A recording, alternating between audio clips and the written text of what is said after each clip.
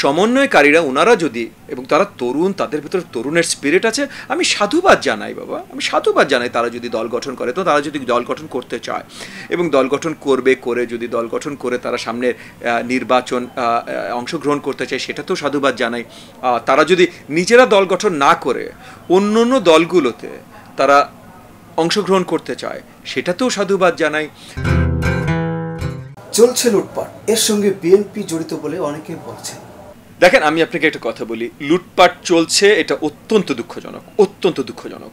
এবং এখানে কয়েকটা জিনিস আছে। একটা হলো যে এত বড় একটা রেভলিউশন যখন হয়ে গেছে, তারপর কিছু ঝামেলা যে হবে না তা না। তবে সবচেয়ে বড় প্রবলেমটা যেটা হয়েছে, যে আইন শৃঙ্খলা বাহিনীকে এত খারাপভাবে করাপ্ট করেছিল হাসিনা, যে এই আইন শৃঙ্খলা বাহিনীকেই দোষারোপ করা হচ্ছে জনগণের উপরে গুলি ছোড়ার জন্য। তো যারা জনগণের উপরে গুলি ছুড়েছে, যখন জনগণ জয় লাভ করেছে, তখন কি তাদেরকে সহ্য করবে? করবে না। আইন শৃঙ্খলা বাহিনী গণ, আইন শৃঙ্খলা বাহিনী গণ মানে আইনগণ। এটার জন্য প্রথম দোষারোপ আপনার করতে হবে শেখ হাসিনাকে। আচ্ছা, তারপর আরেকটা কারণ বলি। 18ই জুলাই যখন তারা ওই যে হেলিকপ্টার দিয়ে গুলি করা শুরু করলো, তখন আমি জানি না তথ্যটা আপনাদের কাছে পরিষ্কার হয়েছে কিনা, বাট তখন বস্তায় বস্তায় বন্দুক নিয়ে প্রত্যেকটা আওয়ামী লীগের ওয়ার্ড কাউন্সিলরের কাছে আপনার ডিস্ট্রিবিউট করা হয়েছে, বস্তায় বস্তায়। এবং এই যে ওই ওয়ার্ড কাউন্সিলরগুলো তাদের এই যে বস্তিতে মিছিল টিছিল করে, এইসব ছেলে পেলেকে নিয়ে হাতে আর্মস ধরিয়ে দিয়েছে, শিক্ষার্থী মার, ছাত্র মার, আন্দোলনকারীদের মার। ওরাও কিন্তু অনেক খুনের ঘটনা ঘটিয়েছে, অনেক আহতের নিহতের ঘটনা ঘটিয়েছে।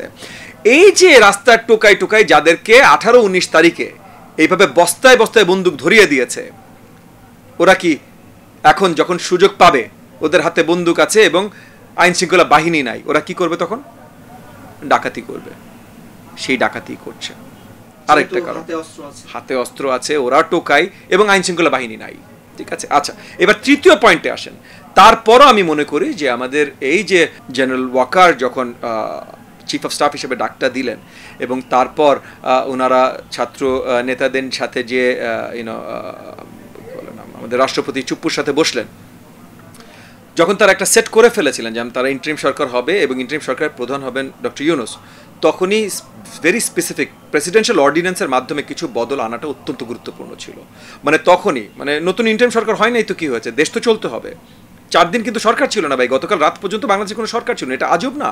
সো ইমিডিয়েটলি অর্ডিন্যান্স করে, হ্যাঁ, মিলিটারিকে পুলিশের দায়িত্ব, আনসারকে পুলিশের দায়িত্ব আন্ডার দ্য মিলিটারি, ম্যাজিস্ট্রেসি ক্ষমতা যে সর্ট অফ লাইক কি বলে না আপনার কি অ্যারেস্ট করতে পারে, হ্যাঁ, যদি অ্যারেস্ট করতে হয় অ্যারেস্ট করে রাখবে কোথায়? সো স্পেসিফিক কোনো গভর্নমেন্ট অফিস, কারণ থানা অনেক জ্বালিয়ে দেওয়া হয়েছে, ঠিক আছে, প্রত্যেক উপজেলা ভিত্তিক, প্রত্যেক থানা ভিত্তিক কোনো আরেকটা সরকারি অফিস যেটাকে ওই ম্যাজিস্ট্রেসি পাওয়ার বলে, আর্মি, আনসার, তারা থানা হিসেবে ব্যবহার করতে পারবে। এই যে এক রাতে, ওই প্রথম রাতে 5 তারিখ রাতে এইগুলো অর্ডিন্যান্স করে দেওয়া যেত, এবং নতুন আইজি প্রথম রাতেই করে দেওয়া যেত, বা পরের দিন সকালবেলায় করে দেওয়া যেত।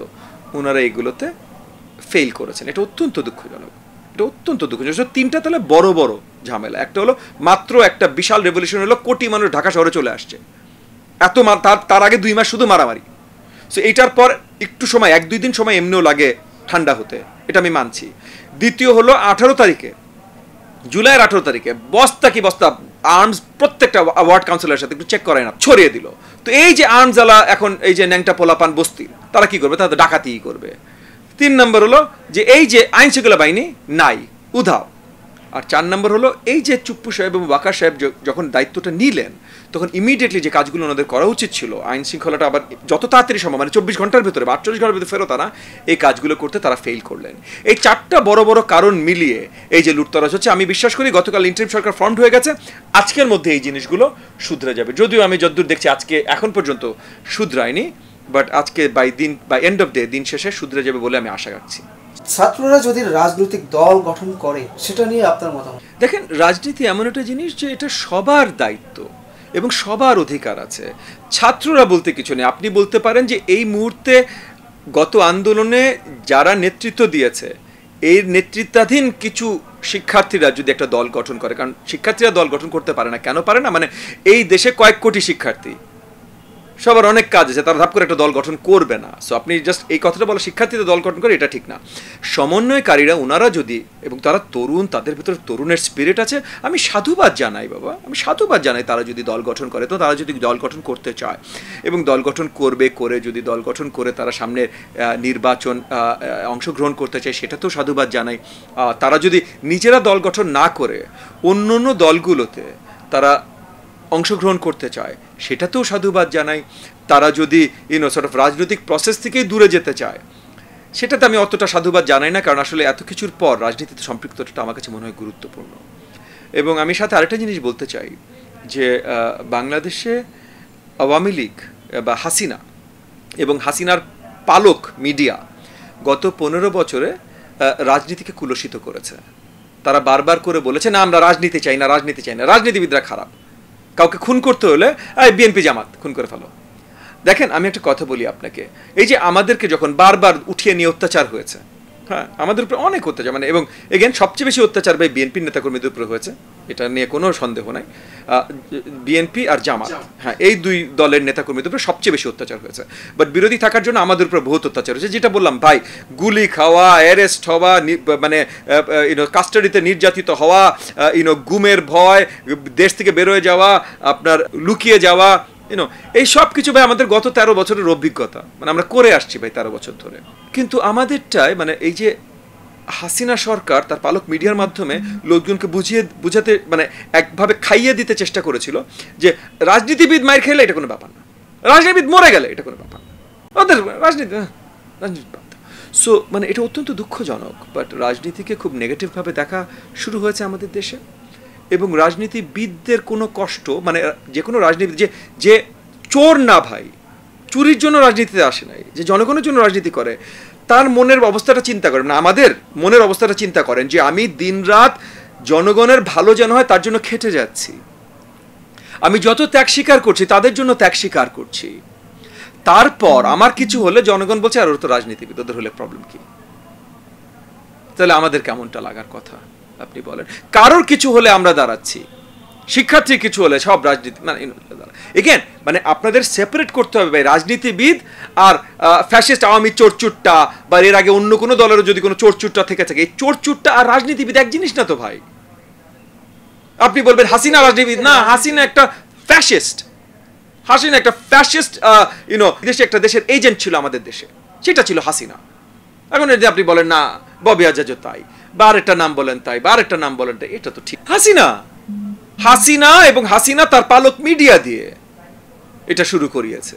দেখেন ভাই মানে একটা সময় ছিল যে রাজনীতিবিদরা যখন দাঁড়াতেন তাদেরকে একটা সম্মান দেয়া হতো।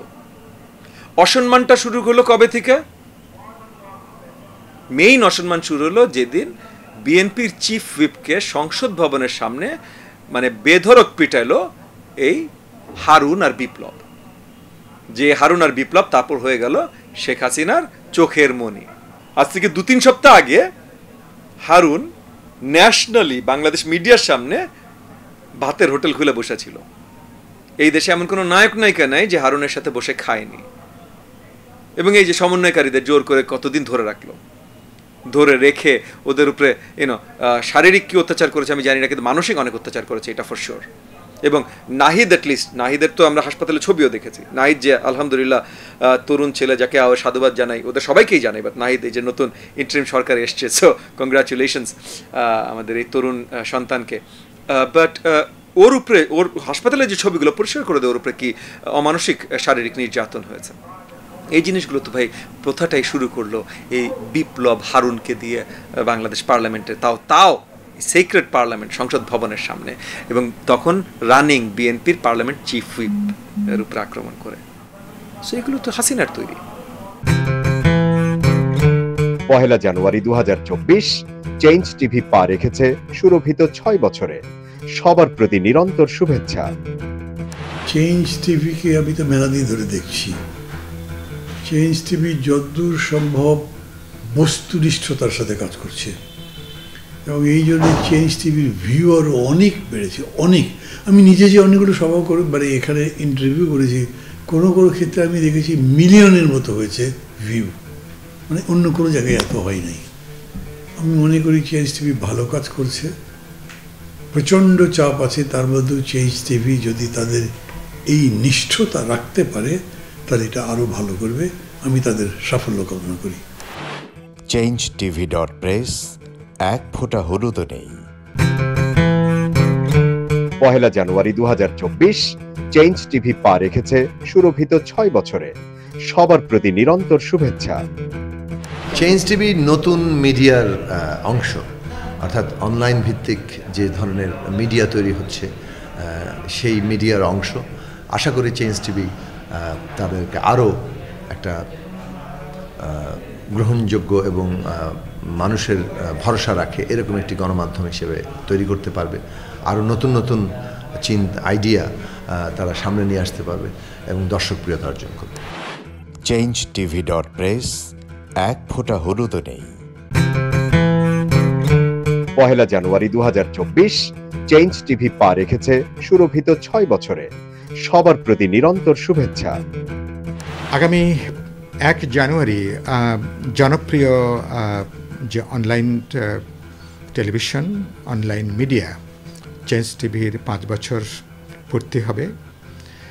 চেঞ্জ টিভির সাথে আমার অনেক দীর্ঘ এবং পুরনো সম্পর্ক, প্রায় বলতে পারেন ঘরের সম্পর্ক। আমি এই 5 বছর পূর্তি উপলক্ষে আমি চেঞ্জ টিভিকে আমার ব্যক্তিগত পক্ষ থেকে, বিপ্লবী ওয়ার্কার্স পার্টির পক্ষ থেকে আমি আন্তরিক শুভেচ্ছা এবং আমি অভিনন্দন জানাই। আমাদের এখানে গণমাধ্যমকে বলা হয় ফোর্থ স্টেট। একসময় ধরুন বিচার ব্যবস্থার প্রতি মানুষের একটা শেষ ভরসার জায়গা ছিল।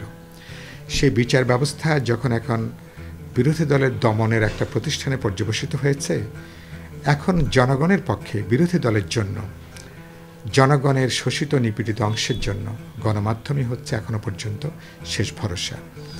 আমাদের এখানে ঐতিহাসিকভাবে গণমাধ্যম বরাবরই জনগণের গণতান্ত্রিক আকাঙ্ক্ষার পক্ষে ছিল, তার প্রত্যাশা আকুতিকে সে ধারণ করেছে। আমি বিশ্বাস করি চেঞ্জ টিভি তার এই 5ম বছরে নতুন করে আবার গণমানুষের পক্ষে তার অঙ্গীকার ব্যক্ত করবে। গণমানুষের পরিবর্তনের যে আকাঙ্ক্ষা, অধিকার মুক্তির যে আকাঙ্ক্ষা, চেঞ্জ টিভি গণমানুষের এই আকাঙ্ক্ষাকে ধারণ করবে, সামনে এগিয়ে নেবে। আমি এই উপলক্ষে 5ম বছরের পূর্তি উপলক্ষে আমি আরেকবার আমার পক্ষ থেকে, পার্টির পক্ষ থেকে শুভেচ্ছা, অভিনন্দন এবং ভালোবাসা জানাই। আশা করি আগামী দিনগুলোতেও আপনারা আরও সক্রিয়, আরও বলিষ্ঠভাবে আপনারা আপনাদের পেশাদারিত্ব নিয়ে আপনারা ইতিমধ্যে যে ভালোবাসা অর্জন করেছেন সেটাকে সম্বল করে আপনারা সামনে এগিয়ে যাবেন। আমি চেঞ্জ টিভির জন্য আমার অপার ভালোবাসা। changetv.press, এক ফোঁটা হলুদও নেই।